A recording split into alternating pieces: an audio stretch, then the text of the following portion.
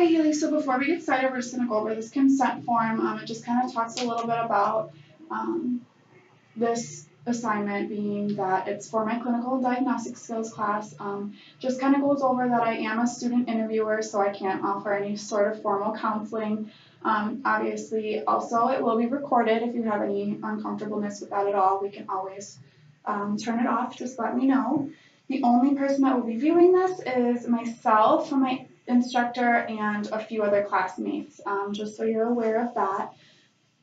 Everything that we talk about is going to remain private between you and I, and obviously for instructional purposes, but there are a few limitations to confidentiality. If you tell me anything in regards to hurting yourself or hurting others or anything involving child abuse or neglect, I do have to report it.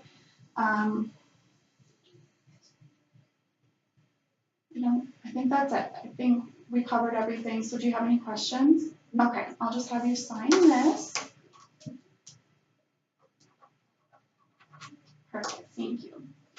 Okay, so last time we spoke, we kind of went over a few things going on with one of your teams at work. You kind of told me a little bit about the disrespect and how that was making me feel frustrated. I'm curious how that situation resolved itself, or if it did, what steps you took. Sure. Basically, kind of what I felt needed to happen was to have a few of my other coworkers step in, because I feel like, certain kids, especially where we work, get really attached and a little too familiar with you per se, depending upon what kind of conversations you guys have had, the extensive time like you've maybe spent together at the club. So I had two of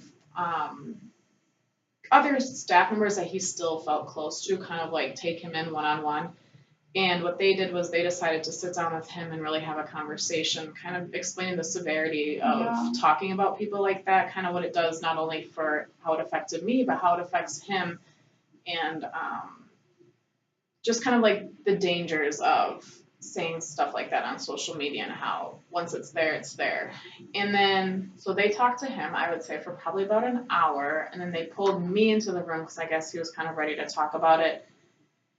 And what ultimately resulted was that he was just like a very jealous kid, per se. I mean, like I was saying before, like sometimes kids just latch onto you, and if they feel like they're one of like your favorites, and I mean, we've all had that with our favorite teachers, our friends, whatever, you get that kind of like jealousy sort of thing. And he just explained to me that he wanted to be treated exactly the same as that other kid, but I just let him know, that's not really an option because we're all individuals, just as the same as how he feels towards me is not how he feels towards another staff. And I'm not asking him to feel the same towards that staff as he does towards me, and just vice versa. So I think he understood that I deal with him in a way that's different because I know what his learning styles are.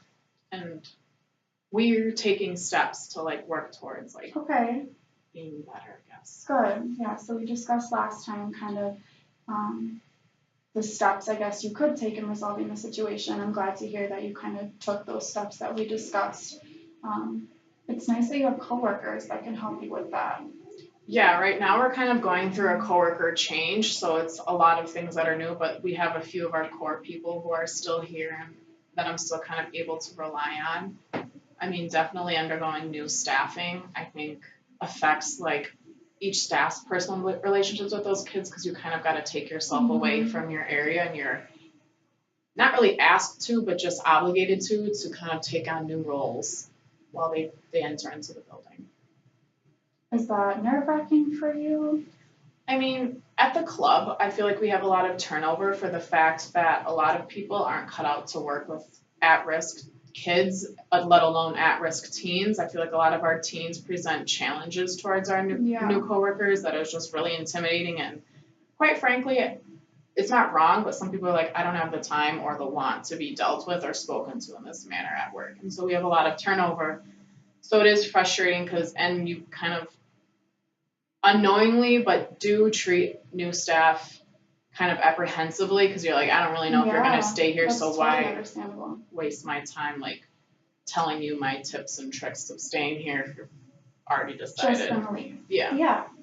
Totally understandable. So you said you guys are going through kind of a new staff switch over. How many new staff are in the building? We have 2 that just started now, but we have another one coming.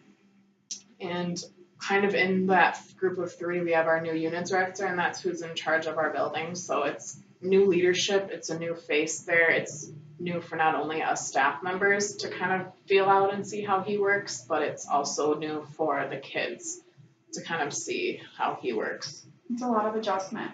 It is. Yesterday he started and I had an issue with a kid, which our protocol is like if you can't get through to that kid, you bring them to the unit director's office and they handle it. And it was definitely really different from how our last unit director handled it. So for me, like it was a lot different. In what way? Like I feel like our last unit director was more blunt, like, no, this isn't tolerated. This won't happen again. And it was more so like the kid had the feeling of I definitely did something wrong. Whereas this one was kind of talking about it like, imagine it in this scenario and more like metaphorical and whatnot, which I don't always think works with our kids. Right. Like you said, they're a little bit different than a regular population that would be at a different setting. Mm-hmm. You think that these kids maybe kind of react towards that kind of like lackadaisical disciplines not very well. Mm-hmm. Like I feel like our kids are the result of a lot of inner city like rearings and being brought back and forth of. So sometimes they're in our inner city, Milwaukee and Chicago, and sometimes they're in Green Bay, and sometimes they're back and forth, and they don't really spend the full year. And I mean, especially just speaking to some other adults like in this field, a lot of our kids are more used to not corporal punishment per se, but definitely the like more physical punishments and like blunt words and sharp words as opposed to like tell me about how you feel sort of deal. And I think sometimes for them they get like thrown off by it. So I wouldn't say like his approach was necessarily wrong per se. It was just like I think different, and it's going to be different for some of our more problematic kids. Yeah. So he just started yesterday. Okay. And it's nice that you have, like you said, that core group of people that you can kind of turn to yet. I'm curious though, tell me a little bit about what else has been going on at work. I know the last time we spoke, there was a few issues kind of between coworkers. There's definitely still that issue per se. How are you dealing with it? How does it make you feel? Honestly, it gets old really fast because I mean, we work with kids. I don't want to when I say I work with kids, like my job is to assist kids. My job isn't to work with kids who are my equals and who are supposed to be, who are the adults of the building, but are acting like the kids that I'm mentoring and coaching.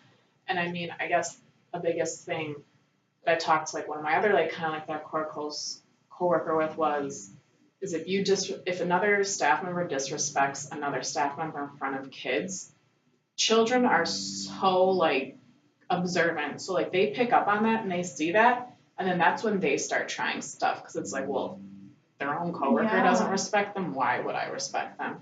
And I feel like we've had a lot of teen disrespect as of late, and I think it's truthfully because of that. Yeah, so you feel like there's been a lot of teen disrespect just because, you know, they see what's going on in the building, they pick up on interactions. Yeah, I think that's a really good point. It sounds kind of frustrating. It definitely is. I mean, sometimes it puts a lot of more pressure on you, like individually, because you kind of have to overcompensate then I wouldn't say rule over the kids, but like overcompensate, like these are my expectations, and the kids are confused by certain staff aren't following them, some staff are following them, so they just don't, like they get thrown off, like is one staff overreacting, is one staff underreacting, they don't know, and then it makes me feel like, am I overreacting or am I underreacting? Yeah. I'm also kind of curious, from what I'm gathering, and correct me if I'm wrong, you do like working with the kids. Yeah, I definitely enjoy working with the kids. It's just, I feel as though I'm almost at a state in my life where I want to work for the kids, not with the kids. Okay, explain to me a little bit more about that. So for me, I just noticed that as of late, like my patience level to work with them is a lot lower than what that used to be. And I don't know if that's just from years of working with kids. And again, like at this job, you kind of burn out fast. Like Yeah, every single day, there's new things that kids tell you. There's new things that kids do. There's new things that they say to you, and we're all human. So like being cussed at, like it's not a big deal. Like you don't obviously like I'm not going home believing that these things that kids are saying to me, but it just gets like frustrating. yeah, And nobody likes to be like put down, especially in front of like other others. people. So I mean, I would say my patience level now with kids is when like like I just can't contain my annoyance anymore, and I don't know if it's just in due to so much coworker change and not enough help and kids just going through their own stuff as well, and we all have our personal lives, like all of that is just factoring into it, whereas like I know that I like the organization and its mission of it per se, but think I'd much rather take a role that's like helping them still, but maybe not hands on with them, so that way like I can have my own like emotional barrier from Yeah, them. that makes total sense to me. There sounds like it's a lot of variables going into kind of the stressors in this building and kind of what you take home with you. Mhm. I'm interested in, you said maybe your next goal was to be working for the kids, maybe not necessarily with the kids. What does that look like to you? So for me, I've kind of had the opportunity to work with our younger population as well as our older population, and I found more so that I enjoy working with our older population. But for me, like I think I almost want to take it to the next step, whereas like I'm at a university, like I could be more of like an end goal for So them. kind of that next age group. Yeah.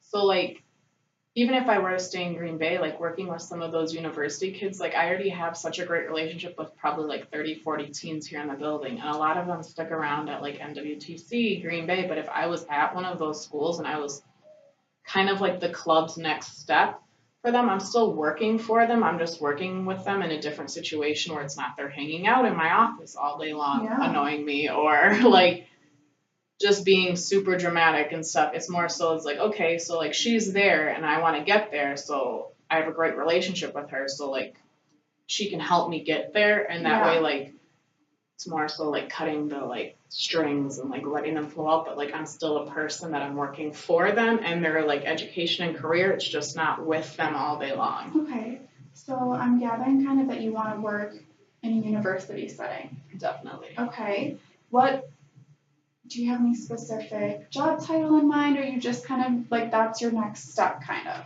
I would say it's just my next step per se, because I know it's just a relatively difficult system to get into, much more than the high school elementary. So, but like ideally, I'd like to work more in academics or some sort of career support in that university, or like studying abroad, because I studied abroad myself, and I think a lot of our kids would benefit from seeing something outside Green Bay, outside Chicago, and outside Milwaukee.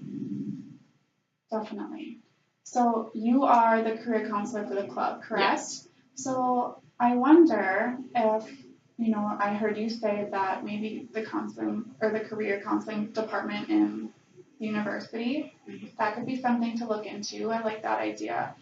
It sounds like you kind of have a lot of interest within the university. I definitely do. Like I said, I feel as though I've worked with younger kids and kind of this team now for almost, well, in college I worked with the younger kids, so like I've kind of had 5 years experience now working with this population, and I think mentally and emotionally I'm ready for something new. Yeah, definitely.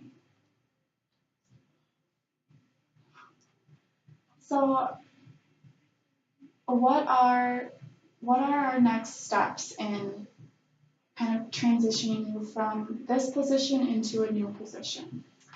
I would say it kind of just starts with me making sure that I'm still doing my job as best that I can. Really important part.